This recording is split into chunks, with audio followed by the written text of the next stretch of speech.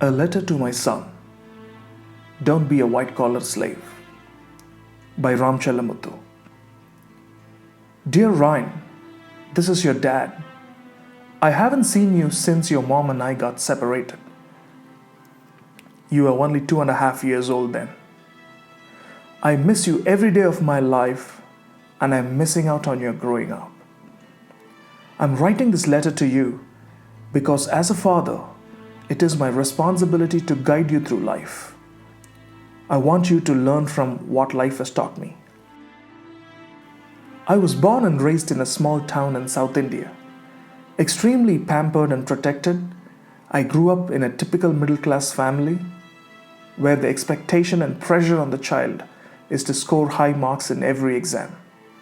You're growing up in that very same environment too, where the focus is purely on the marks scored and not on an overall wholesome education. Our societal system nips entrepreneurship in the bud while encouraging to become a white-collar slave. I can cite a personal experience. At the age of 11, I held a pen and told my teacher that I will be a celebrity one day and I will sign autographs. She asked me to get back to studying and get real. Life is always multidimensional, my son. The template for winning while you are a student, like scoring marks, doesn't work for winning in life. To be successful in life, you need a lot of different skill sets. Hope my life story and lessons would help you realize that. As teenagers, we are so vulnerable that media and our peers influence our behavior very easily. Nevertheless, we get inspired by media icons. And I was no exception. I started mimicking Tamil movie star Rajini's smoking style at the age of 7, and at the age of 15 got into smoking cigarettes. Son, don't smoke. After schooling, securing 48th rank amongst around 250,000 people who competed, I got into computer science at College of Engineering, Kindy. Away from home for the first time, the city of Chennai taught me the realities of life.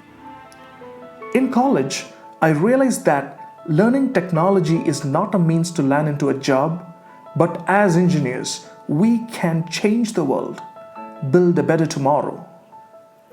This thought struck me hard when I saw the beach I played football on, ravaged by deadly tsunami that hit Tamil Nadu in 2004. I worked hard for months and invented a new artificial intelligence-based disaster alert system and presented it to Anna University and National Informatics Center, Government of India. This later got me the Young Scientist Award. Few months on, I got grants from the government to build vernacular libraries, using which developers could write vernacular applications for mobile phones. This touched millions of lives who couldn't read English. An entrepreneur is someone who finds a problem, solves it in a sustainable way, and adds value to the ecosystem. I was thrilled that I was able to add value to the society with my AI-based disaster alert system. I knew deep down in my heart that being an entrepreneur was my calling. But life had other plans. I got a call from Microsoft one fine day asking me to fly down to their Bangalore office. My excitement knew no bounds. For me, Bill Gates was like a demigod and Microsoft Office is like my tech Disneyland. From being a support engineer to a developer evangelist, taking countrywide responsibilities in 7 years, my corporate career jolted me in ways that would later define my life ahead. I wrote a proposal to Microsoft in my personal time to build an application operating system. The idea got rejected with an explanation that it would cannibalize Windows. I tried my best convincing the management that even if they kill my idea, the concept had such a low entry barrier that anyone with a computer and internet can build it. They should not ignore this threat. Microsoft didn't even bother to patent the idea, and a few months later, Sundar Pichai's babies, Chrome OS and Chromebook, were announced. That was the first jolt in my corporate career. Not willing to give up, I presented a business paper on search engines to the management. This business paper caught the attention of Bill Gates, and the leadership of Microsoft appreciated my idea. And there we go. A pure tech guy gets into sales and marketing. My boy, age and adrenaline rush is sure a heady mix, a dangerous one usually. I internalized this the hard way when I met with a major accident on the Bangalore highway. I missed death by a few inches. Recuperating after multiple surgeries, I used this time to reflect back on my life. I realized that life is extremely volatile and everything could change forever in a matter of minutes. And this thought made me rethink about the purpose of my life. I wanted to bring in a positive change to the world. The recovery period also made me realize that I wasted a lot of valuable time in the menial aspects of life. I decided to pursue my passion in robotics. I got so deeply involved in robotics to a point that my friends joked that I would marry a machine. This obsession resulted in Buddy Home, a home robotics project which went viral, and I became an international tech celebrity in no time. Pretty much all top televisions, newspapers, and magazines around the world carried my story. Following to the success of Buddy Home, my family arranged my wedding with your mom. She is a great person and a perfect homemaker, but I did not fit into her values and belief system. Mismatch in values is the hardest to compromise in a relationship. Soon, our marriage turned sour. As I dealt with the fallout in my personal life, there came a brutal jolt in my work life as well. My then manager at Microsoft asked me to hack an app with Kinect open source SDKs, promising to acknowledge the open source community in the PR. And that never happened.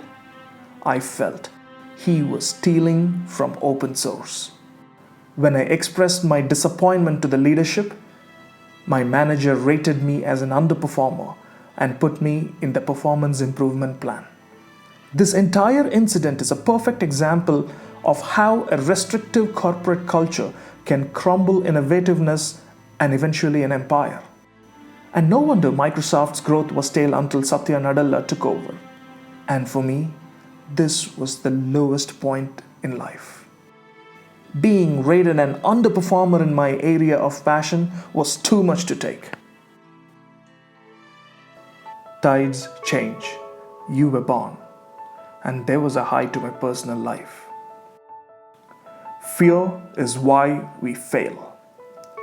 A scene from the movie The Dark Knight Rises resonated with my difficult situation in life at that point. Like the kid who escaped the death well without a rope, I decided to take a plunge into the next phase of life as an entrepreneur without a backup. 4 months later, I quit my corporate life to start up.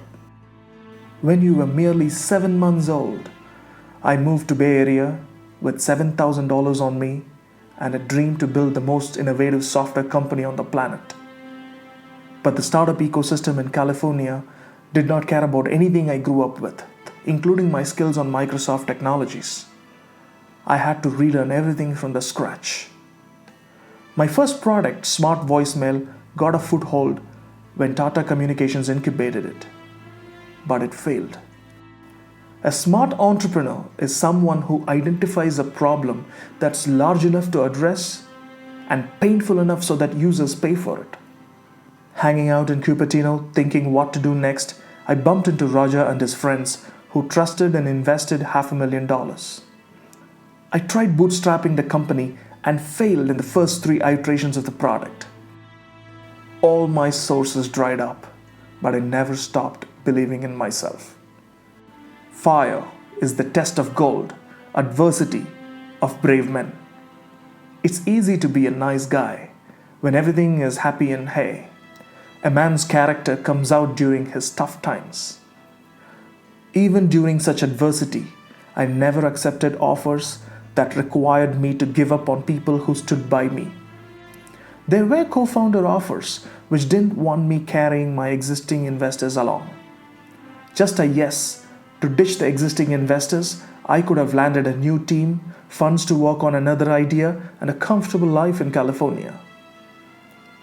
Disappointed that I did not take up any new jobs or offers, your mom and my parents accused me of being irresponsible, impractical, and not taking care of the family. Most of the times, it's not the work itself that is difficult. It's the lack of trust and support from your loved ones that makes life very difficult. Demotivation from your loved ones actually make you lose the strength to win. So, if you believe in something, run. Just run. Turn deaf to demotivation and discouragement. Your mom left to India with a 2.5-year-old you, and that was the last I saw you. We got divorced 3 years later. I miss you terribly, my son. Money dried up, product failed, wife gone, you gone.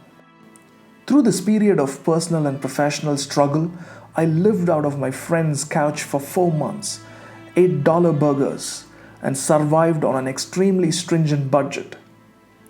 For a better meal, I would go to the local Gurudwara. For the first time, I experienced life without a place to stay, without money for food.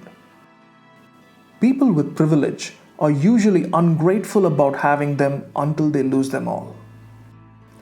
I went through 4 important stages in life. Rich and happy. Rich and unhappy. Poor and unhappy. Poor but happy. I was rich and happy when I started working for Microsoft, became an internet tech celebrity, and I was making good money. I was rich and unhappy when I got used to the money and lifestyle. I started having all first world problems and I started complaining about life. Then I became poor and unhappy when my project failed and I ran out of all money. I wasn't even able to afford a basic lifestyle. And finally, I was poor but happy when I realized that money isn't the purpose of life. Through this journey, I was sure of the realization that money and material possessions did not matter. I realized that winning in a single dimension of life isn't a life well lived. Compassion gives more meaning to life and living. Buddha said that when there is a lack of clarity, give time for things to settle down. After the divorce, I backpacked on a 5,000 miles road trip in US. I Airbnb'd my entire trip, couchsurfing with families from different cultures and ethnicities all over the world. And after living with all of them, I realized that there is no caste, no creed, no religion, no color, no language, no ethnicity, and no economic status. It just all fades away. There are only humans and love. While I was working in one of the Airbnbs during my road trip, I bumped into a guy in his early 20s. I learned about social entrepreneurship for the first time from him and I loved it.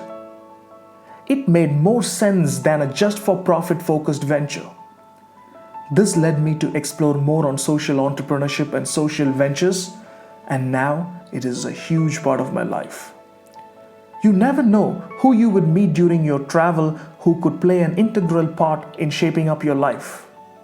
Son, travel more. I came back and I worked on my new product with a fresh mindset.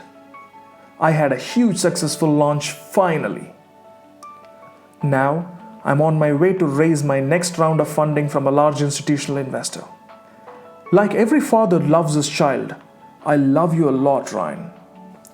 Living away from you has made me look at life and priorities differently.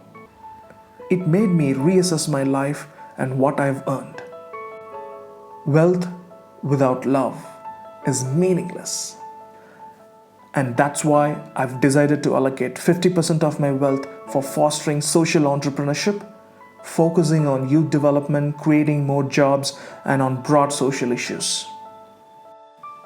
It doesn't matter how deep you fall. What matters is how high you bounce back.